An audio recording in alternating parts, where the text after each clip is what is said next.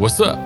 It's Juice Beats, back again with another race video, and this one is the Tiger Town Classic in Central South Carolina. Getting ready to get started here, and about 10 minutes before the race, I got word that Ty Magner of Legion of Los Angeles was in this race.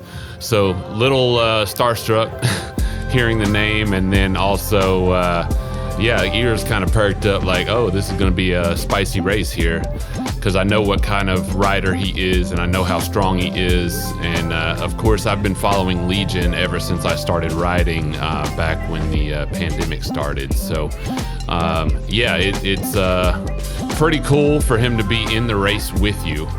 And I did this race the year before, and I was in the 4-5 field. So this one's a little bit different. This is the P123 field. So I know it's going to be much faster. At least I'm kind of familiar with the course, from last year. This one's going to be a little bit different though, because it's 70 minutes instead of 45, which I'm more used to doing. The lower cat level races are usually about 45 minutes or so.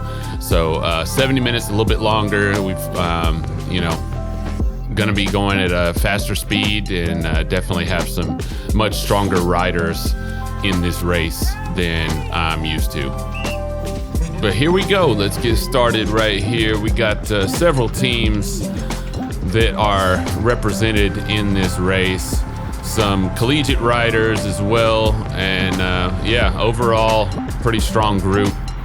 Getting ready to get started in this race. I'm trying to fit in to the group the best I can and find some good wheels early on in the race.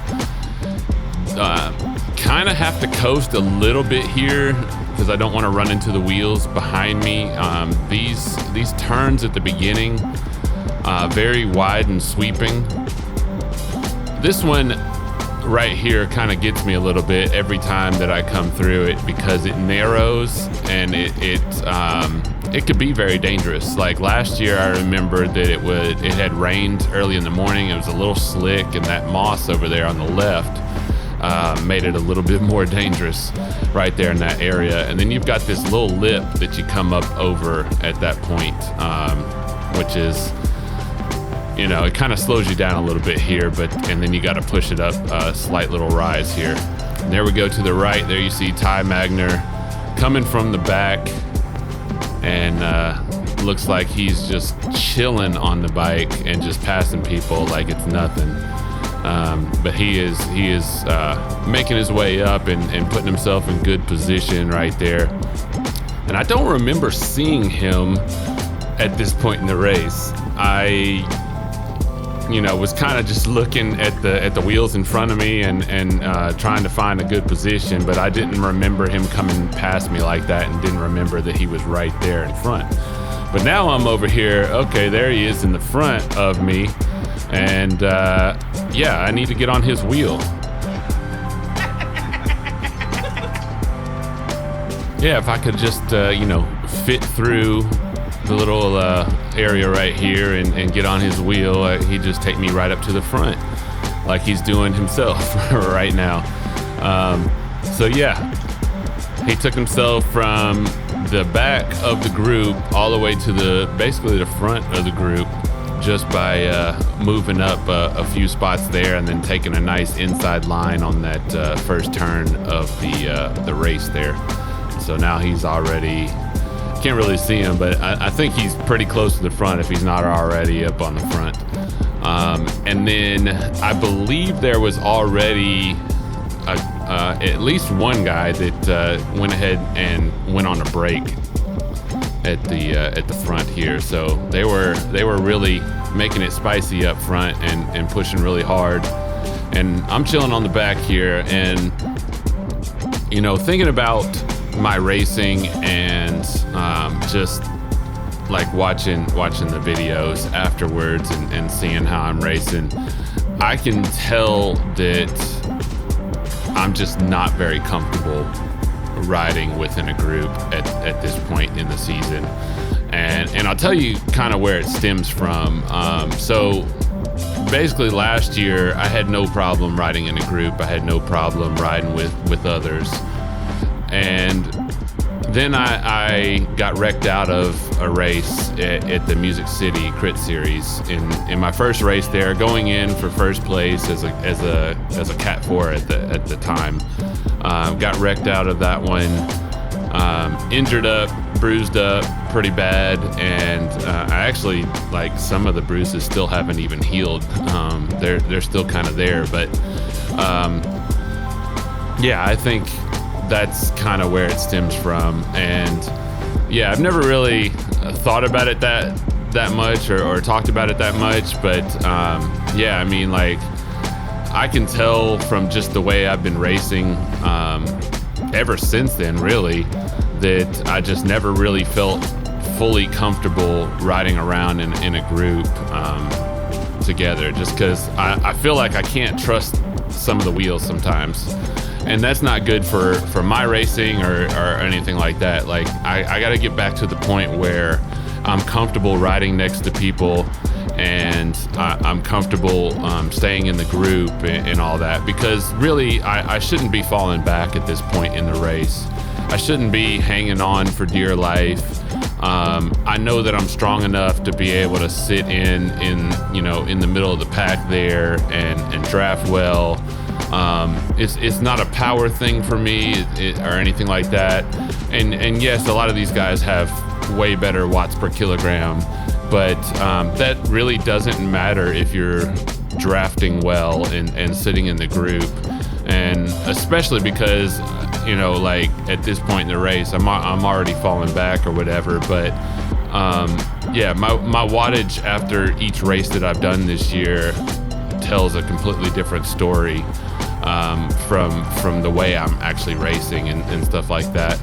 So that's kind of where I'm at this point. Like, I really got to get myself mentally prepared to be in a group and being close to people and all that. And I'm trying to get over all that. And it sucks because really, like, yeah, it was that one wreck last year that really banged me up and all that stuff. And then the very next week I came back out and actually had another wreck right after that. So that's kind of all where it stems from. It just, I'm getting older. I turned 40 this year in a couple months, so that is it's tough. Like, I got 3 kids.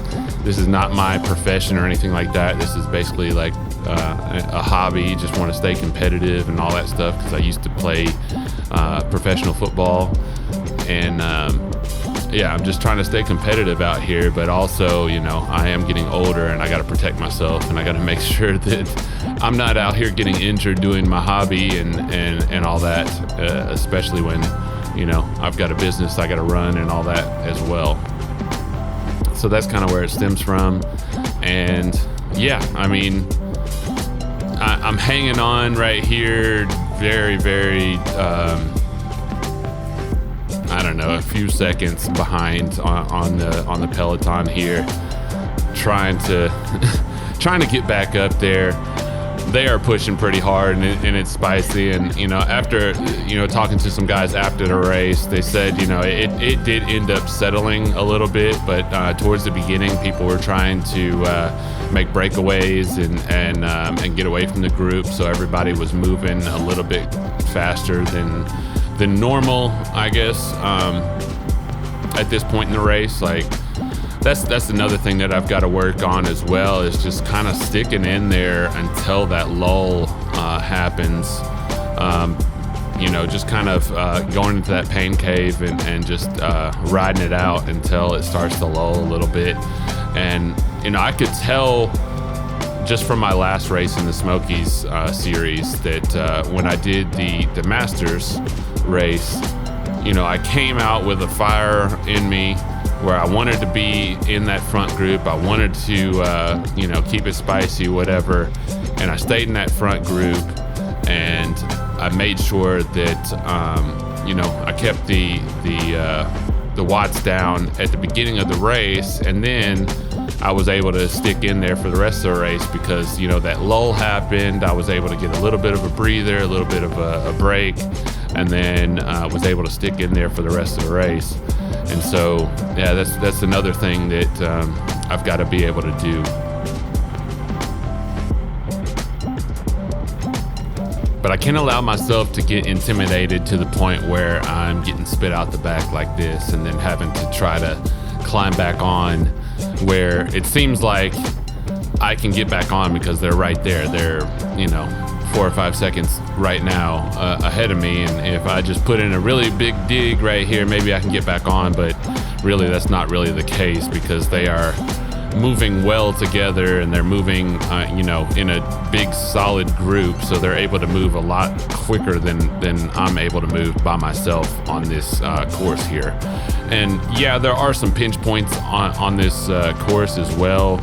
So after this first turn, going into the second turn there, where it goes from that wide sweeping turn, so coming up here in just a second, but that wide sweeping turn, and then you go into the alleyway. It's kind of a pinch point, and it can slow down. I remember it did last year a little bit, but because this is a pro race, these guys are much better bike handlers, and yeah, they're kind of used to, I guess, pinch points like this. So they're able to go through here really quickly, and they're able to move through this area without any incident or anything like that. And then, yeah, the slight uprise right here, the slight rise, it's really not that bad. I mean, if you're in the group, when you're able to draft or anything like that, but when you're by yourself, it does kind of take a toll on you a little bit there. And I would say that this is probably the worst part of the course, just because the road is so banged up at this point. Like here, you'll see a bunch of potholes, and then there's a dip, and then another big pothole there that I try to avoid just right there. And then so you're going through all that, and then you have to come through this other pinch point right here before you go up to the start finish. Here's where I'm getting ready to pass a guy. I guess he kind of got popped off the end of the peloton there, and I think his day is done at this point. It's like, so yeah, I'm passing him. I ended up passing, I think, a couple guys, or maybe 2 or 3 guys, and I ended up finishing out 8th in this race out of, I think, 12 or 13 Cat 3s. So I mean, it's not good, but it's not bad either, I guess. I don't know. You guys tell me. Yeah, so a few minutes into this race, not great at all. But I think it's more the comfortability factor, the intimidation factor of being in a big group like that for me. So it really wasn't the power or anything like that. And I was able to kind of, at this point, like I know the race is gone from me, but at this point, like I was just trying to just keep a good pace and see how long it would take for them to pull me. Surprisingly enough, though, I never got pulled in this race. I did get lapped a few times, but yeah, I never got pulled. So that was kind of, I don't know how that works. Sometimes I think they pull people, and I know some people, they got DNFs. There's like 3, I think. But yeah, I'm not sure how all that works. So yeah, I was able to stick in there for the full 70 minutes and finish out my race, even though I was a couple laps down or whatever on the field. But yeah, anyway, so kind of short video. I know I probably rambled a little bit and told my whole life story or whatever, but gonna try to regroup this week, have a good week of training, and then on to the biggest race of my year so far, which is going to be the Sunny King race down in Anniston, Alabama. So getting ready for that. And I'm actually, I think I'm going to sign up for 2 races for that. So I'm going to do the Masters 40 plus and the 2-3 race. So I think it's like 3.5 hours for me. So So 3.5 hour drive, do 2 races, and yeah, that should be a nice full day for me. I should be able to handle it. I'm used to doing a couple races in a day. I did that a couple times at the Smokies race, so should be able to do that. I feel like my endurance and my stamina for you know, longevity there is good. We'll see how well I do sticking in with the pack there, though. So hopefully much better results in those races. But anyway, if you like this video, please like and subscribe. Hit that bell icon so you know when I post videos. And I will see you guys on the next one. Peace. Good morning! Oh, and in case I don't see you, good afternoon, good evening, and good night.